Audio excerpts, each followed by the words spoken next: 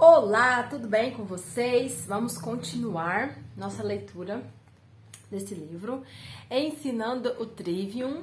Tô gostando bastante da leitura e hoje nós vamos começar o resumo do capítulo 3, é a primeira parte do capítulo 3. Bom, o capítulo 3 começa aqui também com uma imagenzinha interessante, ó. Parece, né, uma salinha de aula, mas com a mamãe dando aula, né, para as criancinhas. Interessante essa visão. Bom, vamos lá, eu ia fazer um comentário aqui, mas é que assim, parece algo tão longe da nossa realidade, parece uma realidade assim tão absurda. E eu fico me perguntando, né, depois que eu comecei a ler esse livro, a gente começa a reobservar alguns conceitos bíblicos, né, algumas coisas que fazem muito sentido, e aí a gente se pergunta como que ao longo do tempo sementes plantadas e bem regadas conseguem dar um fruto, né, que foi nós terceirizarmos, né, a educação das crianças para o Estado. Como que deu certo, né, de uma maneira tão eficiente a ponto de hoje, se eu falar para um pai e uma mãe que ele tem que educar o próprio filho, eles olham para mim como se eu estivesse louca, como se fosse uma coisa assim, de outro mundo. E aí eu fico me perguntando, poxa, que sucesso, né, dessa sementinha que foi plantada de terceirização, né, do ensino regular das crianças. Como que deu certo, infelizmente, né, na minha opinião. Mas vamos lá, capítulo 3. O capítulo 3, ele começa com uma pergunta. Pais cristãos, eles devem preferir a escola regular? Bom, ele leva a gente a se responder, né? E ele já começa de novo com a resposta. O que a Bíblia fala? De quem que é a responsabilidade da educação? Ele fala que a educação dos filhos é responsabilidade do pai, e ele vai bater muito nessa tecla, e é verdade, biblicamente falando, não há margem para que outra pessoa eduque os nossos filhos, não há margem para que nós confiemos a outra pessoa a educação dos nossos filhos. Por isso que eu estava dizendo, como que parece que uma mentalidade que vai tão contra o que a palavra diz e é tão aceita, é tão natural. Porque com o passar das gerações foi sendo plantada, foi sendo cultivada, foi sendo regada e foi sendo retirado, né, a palavra foi sendo jogada ali para o lado, até se estabelecer uma verdade que parece irrefutável, que é o que ele está tentando mostrar. Nunca foi responsabilidade do governo educar os nossos filhos. Nós que somos pais cristãos, nunca foi responsabilidade do governo. Bom, então ele cita mais uma vez, né, a questão da ordem. Ele fala, mais uma vez eu vou lembrar vocês, no ensino doméstico os pais são diretamente responsáveis pelo cumprimento. Daí ele dá um exemplo de muitos pais que querem abrir uma escola ou se tornar responsáveis pela escola para de alguma forma manter ali uma autoridade sobre o ensino dos filhos. E aí ele coloca algumas objeções. Por exemplo, se o pai disser assim, não, eu vou abrir uma escola, como a gente tem muitas escolas cristãs hoje, né? E aí o pai diz, não, eu vou abrir uma escola e os meus conceitos, os meus valores vão predominar e aí eu vou conseguir estar educando, né, meu filho e os filhos das pessoas que pensam como eu. E ele diz assim que, na verdade, parece que é válido, mas, na opinião do autor, é algo difícil de você realizar na prática. Porque ele diz que a escola em si, só de você tentar fazer a escola, você vai se esbarrar em vários obstáculos que são inerentes a uma escola. Então, assim, ele fala que é coisa normal. Regras, conceitos, ajustes, né? Você tem um limite. Ele coloca que você tem um limite de autonomia. Você pensa que tem toda a autonomia, mas na verdade você não tem. Você é barrado em alguns momentos. Então, na verdade, você não está exercendo toda a autoridade que você deveria exercer. Porque o que, que o autor ele defende? A autoridade. Eu tenho autoridade de ensinar o meu filho. Então ele diz que quando você manda ele para a escola, você é tirado, né? Essa autoridade ela é tirada de você. Então a primeira coisa que ele fala é essa objeção sobre a escola. Que por mais que você seja o dono dessa escola, por mais que você seja o pai do seu filho que estuda nessa escola, você vai se esbarrar em dificuldades de exercer total autoridade sobre o seu filho, simplesmente pelo fato de ser uma escola, de ser uma instituição. Depois, ele faz uma comparação aqui com professores particulares. Então, muitos pais vão optar por professores particulares para ter um ensino especializado. E o que ele vai dizer? Ele vai dizer assim que o estudo particular, ele seria uma boa opção para adulto, não para criança. E ele vai argumentar da seguinte forma: como ele dá o exemplo de um computador. Quando você vai criar um computador, você precisa colocar nele informações e dados que preparem esse computador para operar de uma maneira fluida. Você coloca nele ali drivers, coloca nele ali programas, você coloca nele ali alguns softwares, algumas coisas que são pré-requisito para que ele tenha um bom desempenho. Então, quando você vai usar e você joga um dado nesse computador, se ele não tiver uma boa base de dados, ele não consegue ter um bom desempenho. Então, ele usa esse exemplo para falar da educação especializada e da diferença entre crianças e adultos. Então, ele diz assim, olha, com um adulto dá certo, porque ele já está formatado.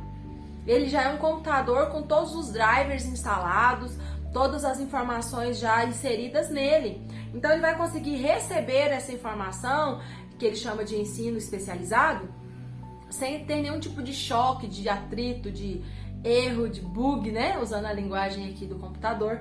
Mas, se você usar esse exemplo e aplicar essa educação a uma criança, não vai dar certo.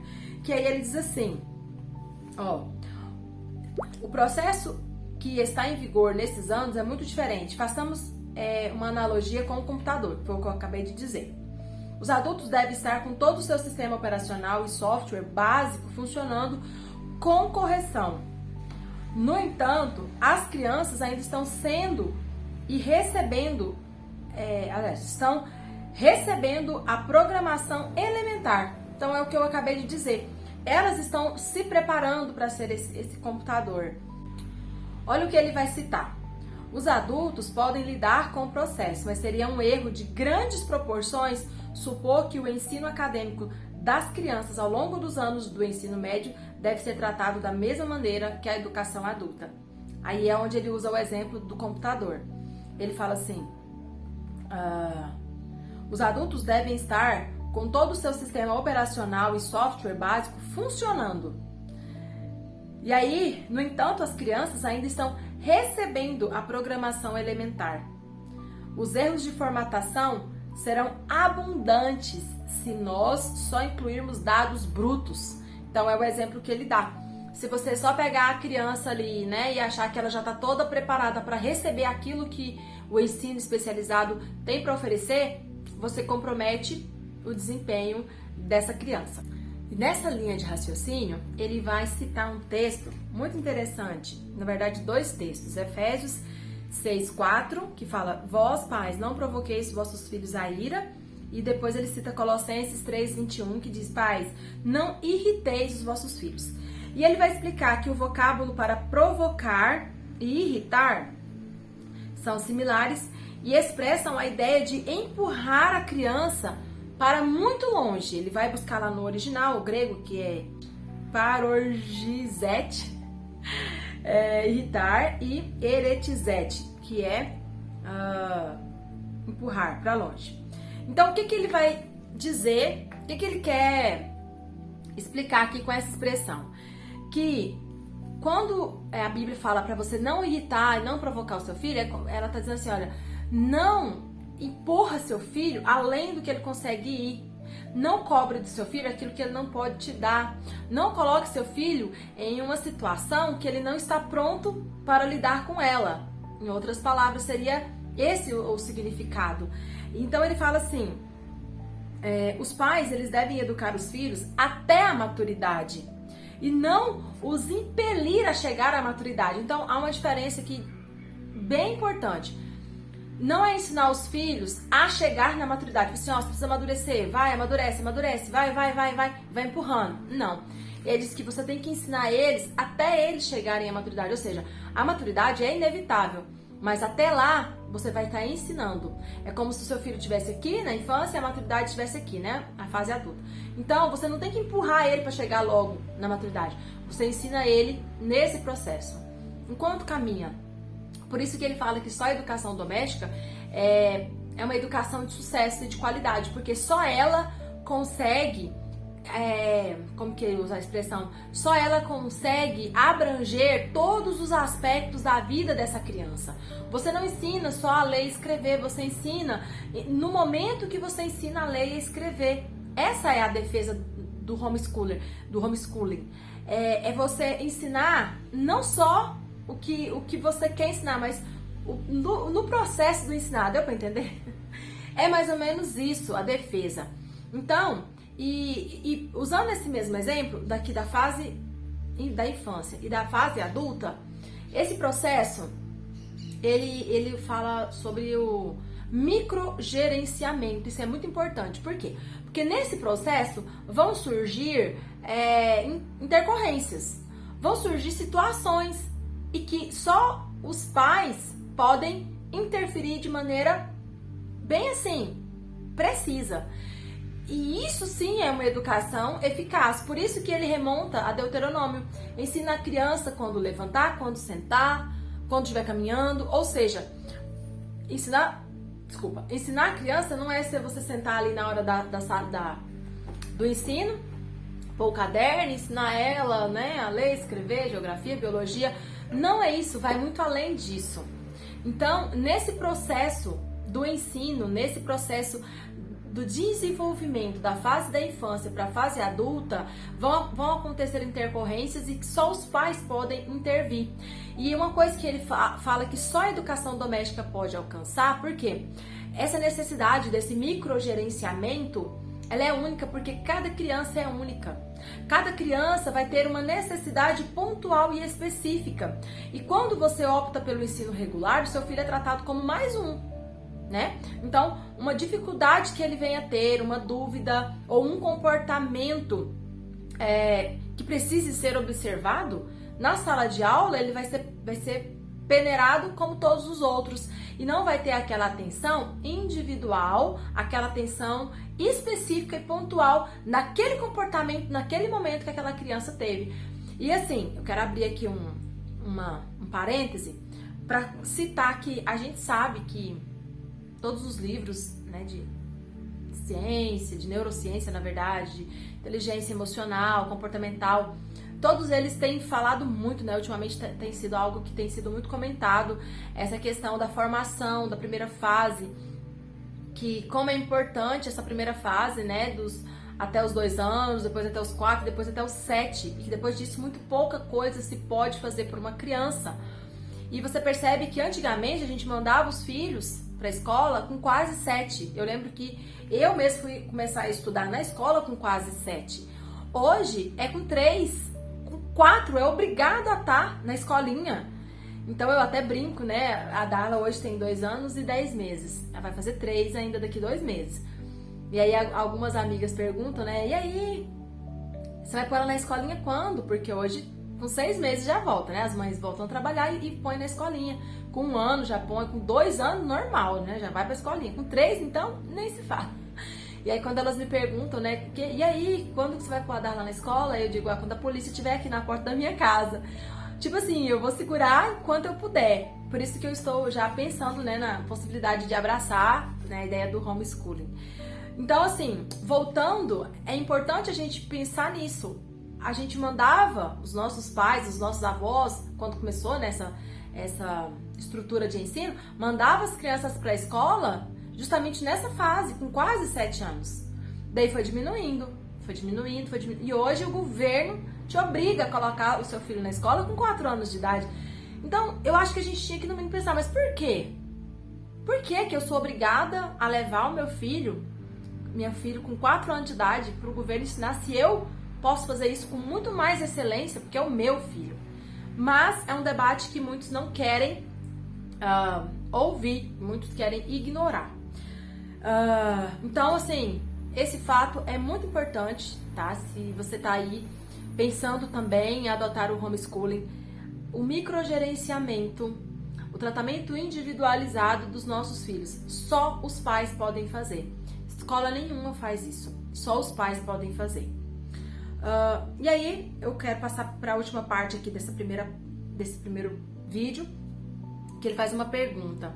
Por que não optar então pela escola clássica? Essa questão da escola clássica, ele trata muito justamente para fazer a diferenciação da escola regular. A escola clássica é um professor particular ali, sob a sua supervisão.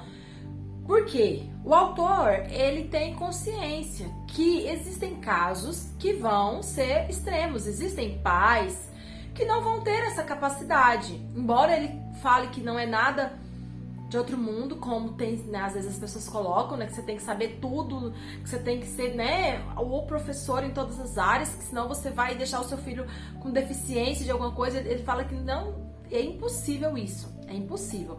Você vai usar as ferramentas e transferir o ensinamento, né, de uma maneira muito saudável, muito tranquila.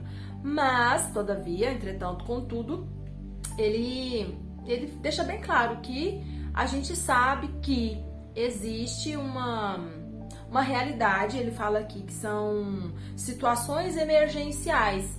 Às vezes existem pais que por algum motivo, por N motivo, ele não consegue fazer esse ensino.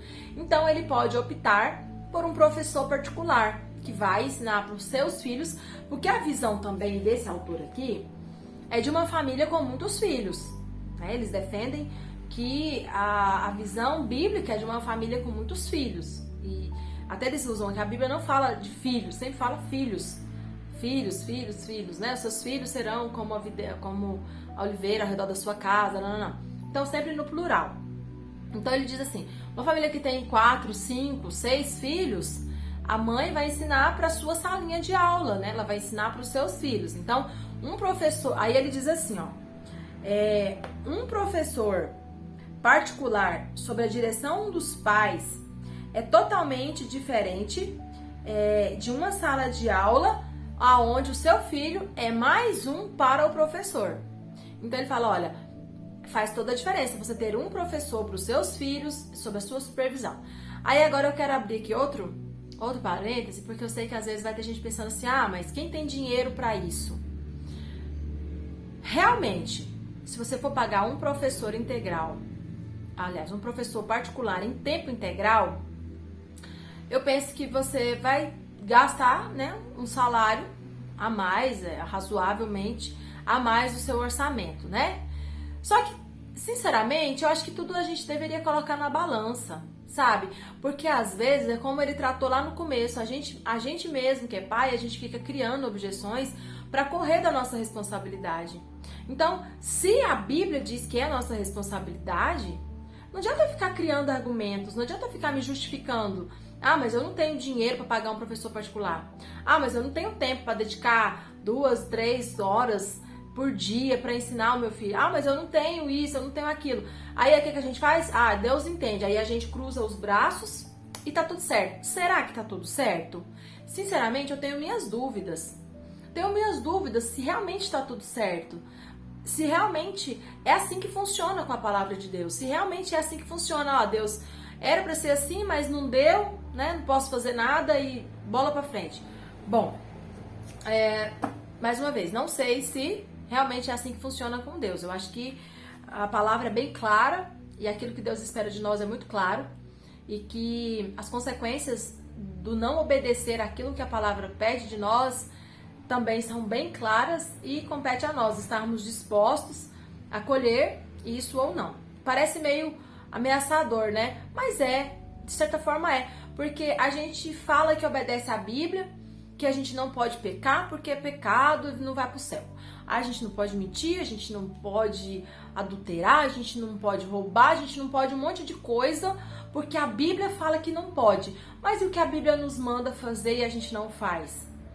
É a mesma coisa, a gente está desobedecendo do mesmo jeito, né? Bom, vamos encerrar. O próximo vídeo vai ser sobre 10 problemas com as escolas regulares.